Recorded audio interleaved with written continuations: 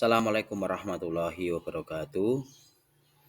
Bagaimana kabarnya anak-anakku yang solihah? Pada kesempatan hari ini kita akan belajar pendidikan agama Islam bab lebih dekat dengan nama-nama Allah Subhanahu wa taala.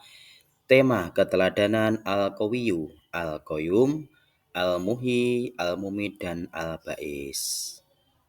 Anak-anakku semua, pada pagi hari ini kita semoga dalam keadaan sehat, dalam keadaan kuat dan selalu dilindungi Allah Subhanahu wa taala. Untuk tujuan pembelajaran pada hari ini, yang pertama, meyakini adanya Asmaul Husna, Al-Qawiyyu, Al-Qayyum, Al-Muhyi, Al-Mumit dan Al-Ba'is. Yang kedua, meneladani Asmaul Husna, Al-Qawiyyu, Al-Qayyum, Al-Muhyi, Al-Mumit dan Al-Ba'is. Baik anak-anakku, untuk selanjutnya marilah kita berdoa sebelum memulai kegiatan pembelajaran pada hari ini. Bismillahirrahmanirrahim. Raditu billahi rabba wa bil islami dina wa bi Muhammadin nabiyya wa rasula. Rabbi du billahi rabba wa bil islami dina wa bi Muhammadin nabiyya wa rasula. Rabbi zidni ilma warzuqni fahma. Artinya, aku ridho Allah Subhanahu wa taala sebagai Tuhanku, Islam sebagai agamaku, dan Nabi Muhammad SAW sebagai Nabi dan Rasul. Ya Allah, tambahkanlah kepadaku ilmu dan berilah aku ilmu dan pemahaman. Untuk selanjutnya anak-anak, kita akan membahas yaitu pengertian dari Asmaul Husna. Asmaul Husna adalah nama-nama terbaik yang dimiliki oleh Allah Subhanahu wa taala. Dengan mengetahui Asmaul Husna, kita dapat mengenal sifat-sifat Allah. Jumlah Asmaul Husna ada 99. Baik anak-anakku, yang pertama akan kita bahas yaitu Al-Qawiyyu. Al-Qawiyyu adalah yang maha kuat. Cara meneladani Al-Qawiyyu yang pertama, satu, menggunakan kekuatan yang dimiliki untuk kebaikan. Yang kedua, sabar dan tabah dalam menghadapi segala ujian dan cobaan dan tidak menindas orang lain yang memusuhi kita. Jadi, dengan menggunakan kekuatan yang kita miliki, kita tidak boleh menggunakan dengan semena-mena. Jadi kita harus memanfaatkan kekuatan dan kebaikan kita untuk menolong sesama. Yang kedua, kita harus selalu sabar dan tabah dengan berbagai macam ujian dan cobaan yang Allah berikan. Apakah kita sanggup, apakah kita kuat menghadapi segala ujian dan cobaan dan tidak pernah menindas orang lain yang telah memusuhi kita. Itu anak-anak ya. Untuk yang kedua yaitu Al-Qayyum, yang artinya yang maha berdiri sendiri. Cara meneladani Al-Qayyum, yang pertama rajin belajar. Yang kedua rajin menabung.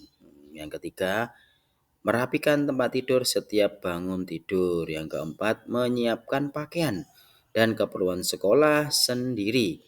Yang kelima tidak bergantung pada orang lain. Itu anak-anak. Jadi kita sebagai anak yang baik, kita harus rajin belajar supaya apa yang menjadi cita-cita dan harapan kita bisa tercapai, yaitu kita harus rajin belajar. Ingat, rajin belajar yaitu akan sukses selama kita benar-benar ingin siap, ingin sukses, maka harus belajar. Yang kedua, rajin menabung. Dengan menabung, insya Allah kita bisa berinvestasi, kita bisa membeli apa yang kita inginkan, cita-cita kita, maka rajin-rajinlah menabung mulai dari kecil. Insya Allah nanti kalau sudah dewasa, kita bisa menikmati hasil yang kita tabung. Yang ketiga yaitu merapikan tempat tidur setiap bangun tidur.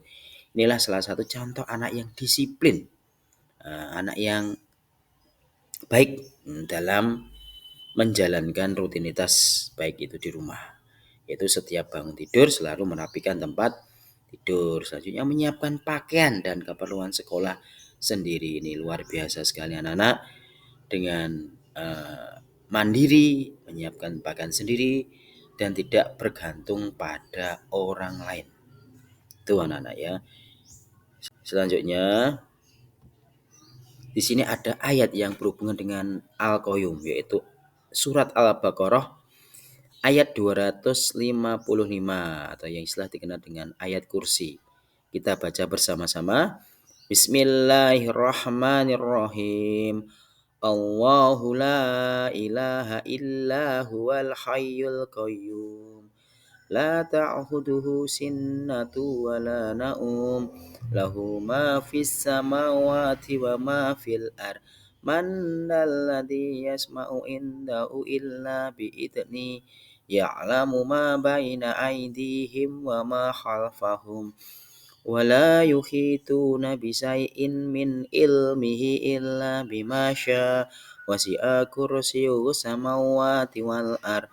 Wala ya'uduhu hifdhuhuma wa huwal aliyyul azim. Artinya, Allah tidak ada Tuhan yang berhak disembah melainkan Dia yang hidup kekal lagi terus-menerus mengurus makhluknya, tidak mengantuk dan tidak tidur. Kepunyaannya apa yang di langit dan di bumi. Tiada yang dapat memberi syafaat di sisi Allah tanpa izinnya. Allah mengetahui apa yang di hadapan mereka dan di belakang mereka. Dan mereka tidak mengetahui apa dari ilmu Allah, melainkan apa yang dikehendakinya. Kursi Allah meliputi langit dan bumi. Dan Allah tidak pernah merasa berat memelihara keduanya. Dan Allah maha tinggi lagi maha besar. Al-Baqarah ayat 259. Itu anak-anak ya. Surat Al-Baqarah menceritakan bagaimana kekuasaan Allah. Allah tidak pernah tidur, tidak mengantuk, luar biasa. Dan Allah juga akan memberikan syafaat nanti di hari kiamat. Itu berarti buktinya Allah itu Al-Qayyumnya Allah. Dan luar biasanya kita sebagai hamba Allah, makhluk yang lemah, tidak bisa berbuat apa-apa. Hanyalah Allah yang maha kuasa. Baik anak-anak, selanjutnya yaitu Al-Muhyi adalah maha pemberi kehidupan. Ini cara meneladani Al-Muhyi. Yang pertama, rajin beribadah kepada Allah SWT. Yang kedua, rajin belajar, berdoa dan berusaha supaya mendapatkan kehidupan yang sukses. Yang ketiga, menjauhi perbuatan dosa dan maksiat. Itu anak-anak ya. Jadi dengan beribadah kepada Allah, kita selalu mengingat Allah. Kita rajin beribadah.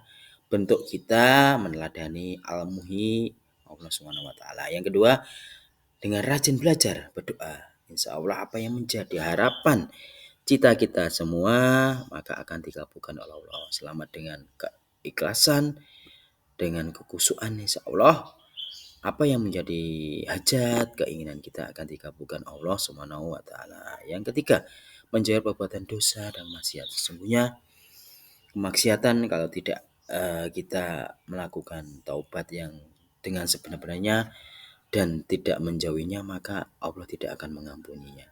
Selama tidak ada keinginan untuk merubahnya. Jadi dari Al-Muhyinya Allah ini kita harus menjauhi perbuatan dosa dan maksiat. Tuhan anak ya. Untuk selanjutnya yaitu Al-Mumit, yang maha mematikan. Cara meladeninya Al-Mumit. Yang pertama, berbuat kebaikan di mana saja dan kapan saja. Jadi tidak mengenal waktu, baik di mana saja atau kapan saja, setiap waktu kita harus berbuat kebaikan. Yang kedua, menjauhi semua larangan Allah. Kita mengingat Allah bahwa kita harus menjalankan perintah Allah dan menjauhi larangan Allah, itu yang disebut dengan takwa. Kalau kita masih melaksanakan perintah Allah, berarti kita sudah melaksanakan al-muminnya Allah. Tapi kalau belum menjauhinya larangan Allah, ya kita belum dikatakan takwa kepada Allah Subhanahu wa taala. Yang ketiga yaitu selalu mengingat Allah. Nah, dengan berzikir.